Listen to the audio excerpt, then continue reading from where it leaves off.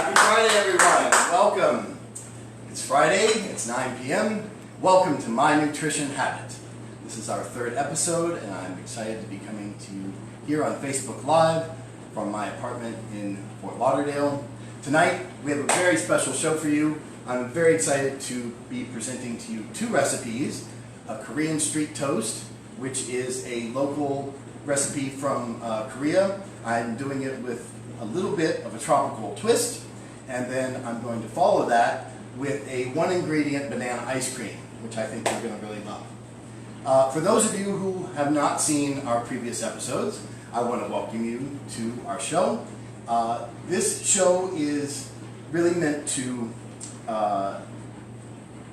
provide you with simple, nutritious recipes, and I like to try to explain, as a registered dietitian, why these recipes are good for you and what the ingredients do for you nutritionally and why you're eating them and why you're including them. And then also offer you some suggestions on how you can alter the recipe for your own food preferences. So that if you don't like a certain thing in the recipe, I can tell you how to substitute something that you do like. So with that in mind, during the show, I'm going to do, first I'll do the Korean street toast, then I'll do the ice cream, and then at the end of the show, we have a segment called Ask the Dietitian, where you can ask me any nutrition questions you like, either regarding the recipe or anything else you might have questions about.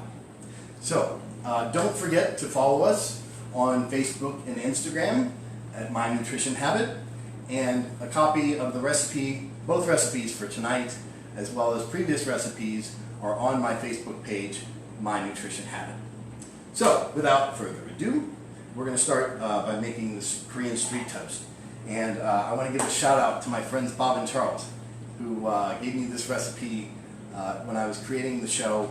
And I promised this on the first show that we would be doing this on tonight's show. And it's fun. You can use this for breakfast, lunch, or dinner. You're going to find it's super simple to make. And Coco and I, my producer, just tasted this a couple of hours ago, and we fell on the floor. It's so good. So I'm really excited about this. So what's in the Korean street toast? Very simple. I have 2 slices of thick bread. You can use anything you want. This is brioche that I bought. You could use challah bread, any kind of egg bread. You could use sandwich bread, wheat bread, anything you like. But this will have a nice, soft, doughy texture to it. We have some shredded carrot here for some vitamin A. Some shredded purple cabbage for vitamin C. These are kind of the 2 central ingredients for a Korean street toast, but you could use anything that has that similar kind of crunchy texture, any vegetable you like with that. I'm going to put a few scallions in here as well. 2 eggs to kind of hold it together and provide some protein, and then a little salt and pepper for flavor. So, I'm going to put the on stove here. I'm using an iron skillet, so this won't take long to heat up at all. And I'm just going to put the cabbage in here.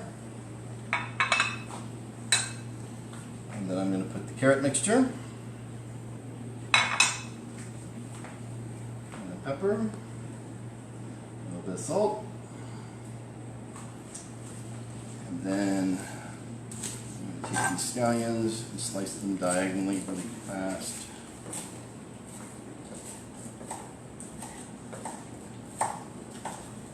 I'm just using the green part. That in there.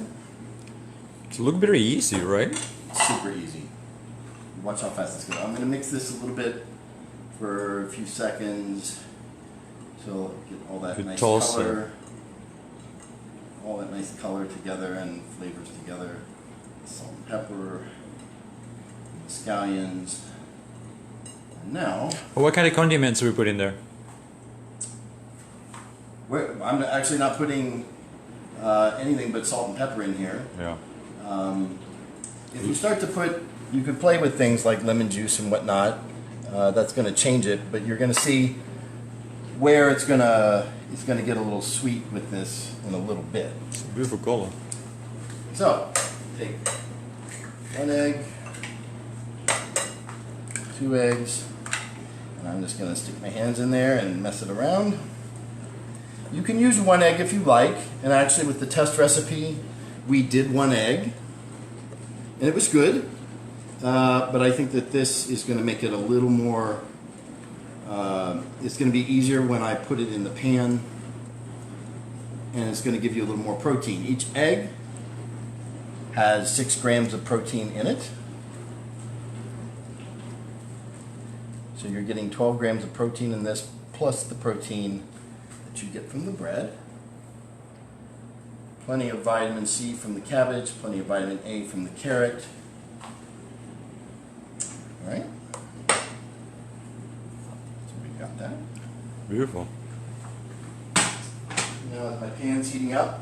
So, what's going to make this tropical? Most recipes we call for using an oil. You can use any oil you want. You can use canola oil, you can use avocado oil, you could use olive oil. But I decided to use coconut oil.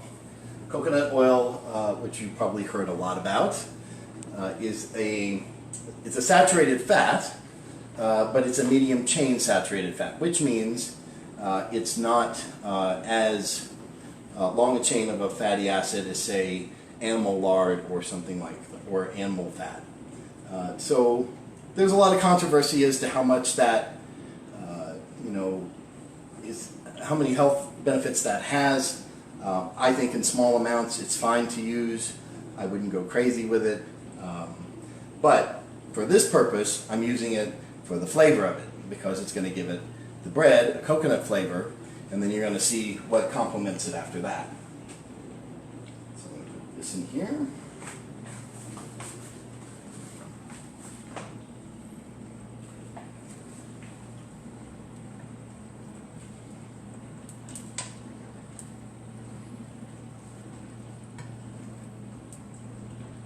Let that skate around like a snowball.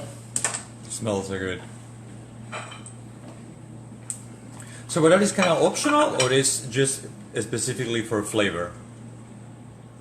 Well, again, I'm making this with a tropical twist, so the coconut's going to provide part of that tropical flavor to it. But normal Korean street toast recipes usually use butter, oddly enough. But I thought if we're going to use butter is also a saturated fat, obviously made from cows. Milk. But I feel like this is going to, this gives it a very unique flavor, which really wowed me. So I'm just going to take the bread.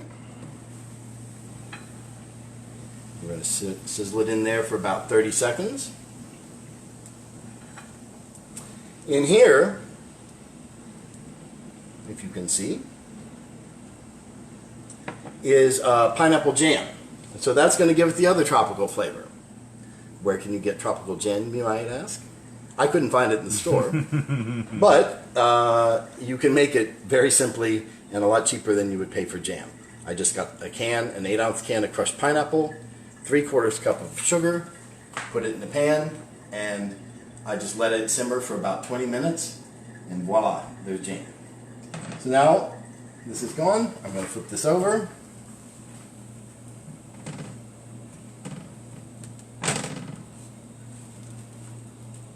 Get it nice and toasted. Ooh, start to smell. Some of that coconut. Yep. It's like making a grilled cheese, only with vegetables. The way it should be, Yeah. right? And some recipes actually do have ham and cheese in them. And in fact, I had intended to put ham and cheese in it, but after tasting the first vegetable recipe, I don't think you need it. You're getting plenty of protein, and I think the ham and cheese sort of complicates it a little bit. So, all right. So now that we've got that nice and toasted, put this back over here. And now I'm going to put a little more coconut oil in here. And we're going to take the mixture of the vegetables and the egg. And when I put this in here, I'm going to shape it in the same shape as the sandwich.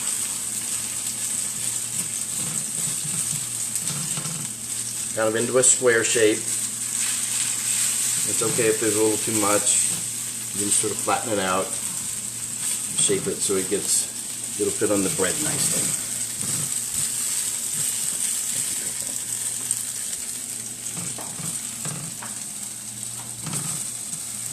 And this iron skillet, which has been in my family since 1896. This is my great-great-grandmother that was handed down to me.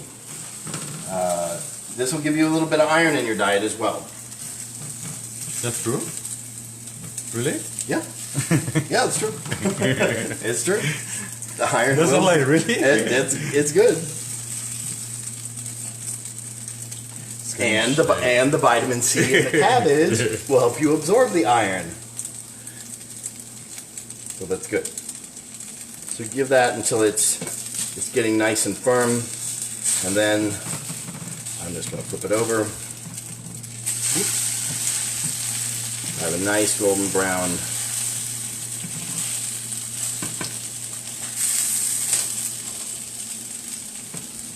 Overcook it, that iron skillet gets hot. So now, give this a few more seconds. And now,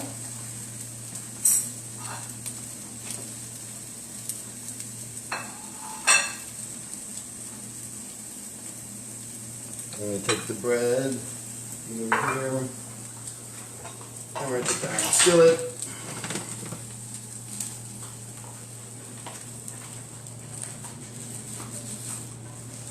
I'm going to take the bread,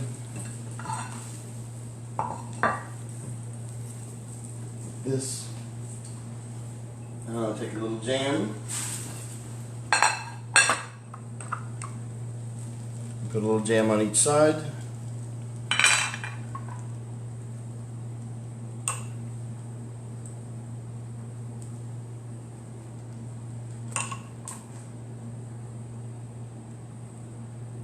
And then just take the egg mixture and put it on top.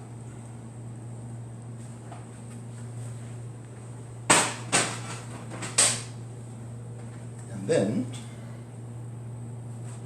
you have your sandwich.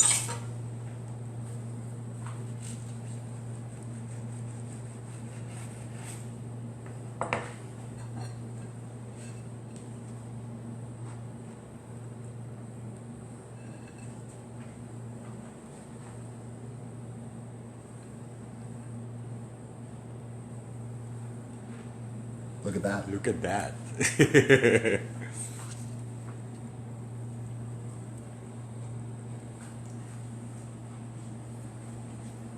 What's that? Food porn. It's okay if it gets messy, Yeah. but the flavors are amazing. There's the sweet of the pineapple. Oh my god. I'm sorry. The flavor of the coconut, the softness of the bread, the crunchiness of the cabbage, the crunchiness of the carrot. It all kind of comes together, and there's a little bit of that tang from the onion. I have a question. Yes. You make the tropical twist. I know, but we can put ham, cheese. I mean, you can put whatever we want. You can put ham and cheese in there. Yeah. So if you were going to do ham and cheese, probably take about half of that mixture that I made. Mm-hmm. Put a little bit less, and then as you're plating it, I would probably just put cheese on the one side, and ham on the other, and then that cooked mixture will kind of heat and melt the ham and cheese just fine. Wow. But like I said, I think that this is a nutritionally complete meal. Really not a lot of calories, probably about 350 calories for the whole sandwich, because most of it's vegetable, and there's plenty of protein in there from the egg and the bread, and it's got a sweet and a savory flavor to it that almost anybody would like. Like I said, you could take that and you could cook it in butter, like the traditional way, You could use green cabbage. You can use. Sorry, but I all finished. You can put any crunchy vegetables in there that you like. They'll all work, and they'll all coagulate. The trick is that the egg coagulates all that into a hard sandwich. So that's Korean street toast. Simple, easy to make. Even the kids can help, and they can. I did all the shredding with just a box grater, and it just took me seconds. So moving on to banana ice cream.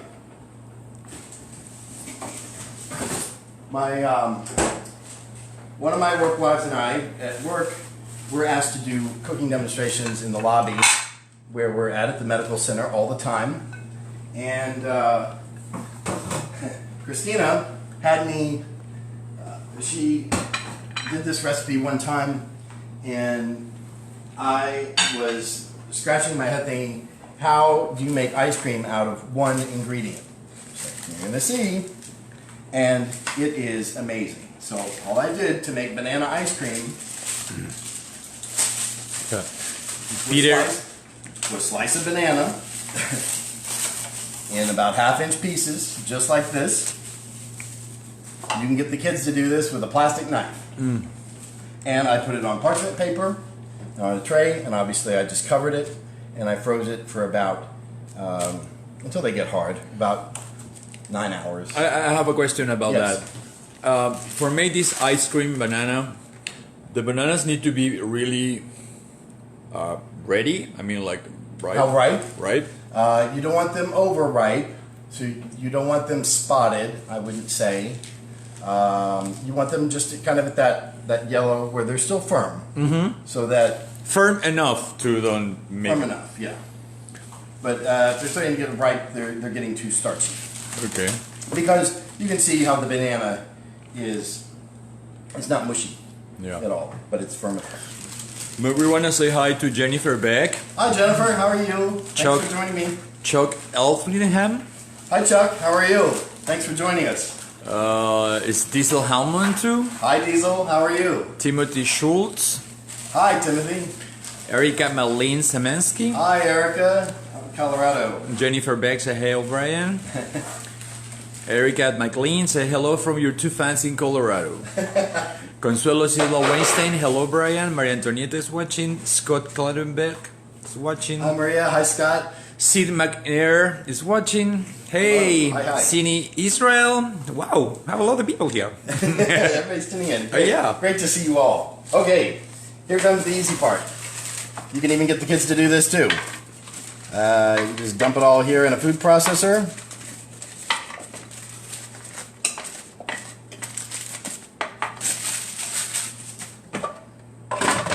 Put the top on. Watch it go.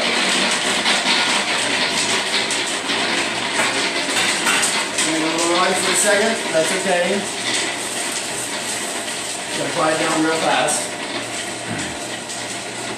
Erika McLean Semensky asks, what other veggies are high iron? The highest vegetable that has iron is spinach. But the thing you have to know about iron is that there's two types of iron. There's heme and non-heme. The most absorbable form generally is heme iron, and that's found in animal products. So if you are vegetarian or vegan, you can still get plenty of iron from non-heme sources, like vegetables. You're going to want to make sure that you're eating non-heme iron sources like spinach with something high in vitamin C. Spinach also happens to be high in vitamin C, but that will help your body absorb that iron. And iron is obviously important for your red blood cells. They say Greg's want to know what the perfect cocktail for accompanying this dish. Oh, we're getting there. We Well, got I didn't forget that. Wait for I that. didn't forget that. Okay, so as you can see, so the consistency, you're just going to do it for a few minutes until the consistency gets about like soft serve ice cream. And you can't really taste that, But look amazing, it is ice cream. but it tastes like soft serve banana ice cream that you would get at, I hate to say it, McDonald's, but McDonald's ice cream is not made of that. So this is what you end up with. And I put a few frozen mango spears in here.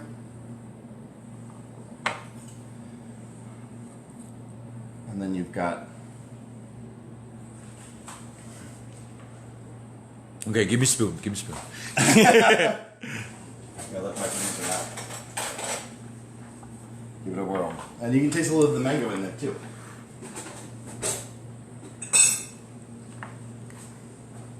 You can do this with other frozen fruits too. The banana works best because It's a starchy. little starchy. But if you wanted to add other things to it, you certainly could. You can add cinnamon and nutmeg. You could put cocoa nibs on it, which are like it's different than from like chocolate chips to give it less sugar. You can put any flavoring you wanted on it. If you are going to add flavoring, wait until it's blended, because if you put it in before, when you put it into the food processor, it changes the chemical equation of it. Peter Gorobet say, can I put some chocolate syrup and cherry on top of the banana ice cream? Do whatever you want, Peter. Erica, I'll wait until it comes out. Erica Maglin said, I make banana ice cream too, and I add some cinnamon, so delish. That's good. That's So yeah, good. whatever you put it on the end. Okay, so to Greg's question, and I didn't last week. I didn't get a chance to talk about the wine. I had a bottle of wine here, and I talked to my mom after the show, and she's like, "You had that bottle of wine, but you didn't do anything with it." This is I try to feature a wine every week that pairs with this, and not so much the ice cream, but it really pairs with anything.